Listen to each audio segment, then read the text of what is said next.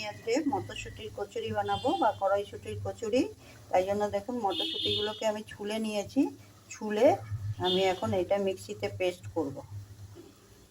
আমি মটরশুঁটিগুলো পেস্ট করে নিয়েছি। আমার এখানে 2 কিলোর মতন মটরশুঁটি আছে, খোসা শুদ্ধ, এটা ছাড়ালে তো কমে যাবে। এটাকে পেস্ট করে নিয়েছি শুধু। তারপর আমি কড়াতে 100 গ্রামের মতন তেল দিয়েছি, সর্ষের তেল দিয়ে ওর মধ্যে আদা বেটে দিয়েছি। এর মধ্যে 100 গ্রামের মতনই আদা আছে আমার পেস্ট করা। এটা 100 গ্রাম আদা দিয়ে দিয়েছি। এর মধ্যে আমি 2 চামচ জিরের গুঁড়ো নিলাম। এখানে 1 চামচ লঙ্কার গুঁড়ো নিলাম। এখানে আমি একটু হিং দিয়েছি। এখানে আমার 4 চামচ মৌরি গুঁড়ো আছে। এর মধ্যে আমার 1 চামচ গোলমরিচ গুঁড়ো আছে আর 1/2 চামচ গরম মশলা গুঁড়ো আছে। এর মধ্যে আমি পরিমাণ মতো নুন আর চিনি দিয়ে দিলাম। মশলাটা আমার কষানো হয়ে গেছে। এর মধ্যে আমি এখন মটরশুঁটিগুলো দিয়ে দেব।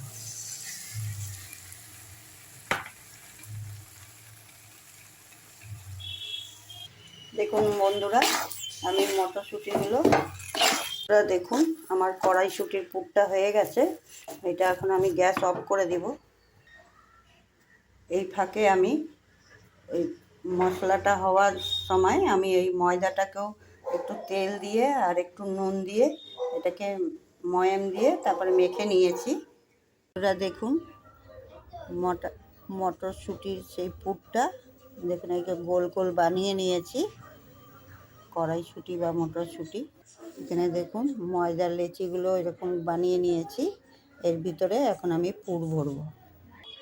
দেখুন বন্ধুরা, আমি এটার ভিতরে পুর ভরবো। কী করে ভরছি, ভরতে অবশ্য সবাই পারে, অনেকে আবার যারা পারে না তাদের জন্য দেখানো।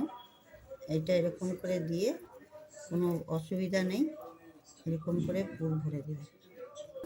দেখুন বন্ধুরা, আমি সব এগুলোর মধ্যে পুর ভরে দিয়েছি। এবার আমি এগুলোকে বেলবো। বন্ধুরা দেখুন, এই আমি আটার লেচিটা, পুর ভরা লেচিটা নিয়ে নিয়েছি। এটাকে আটা বলছি, ময়দার লেচি।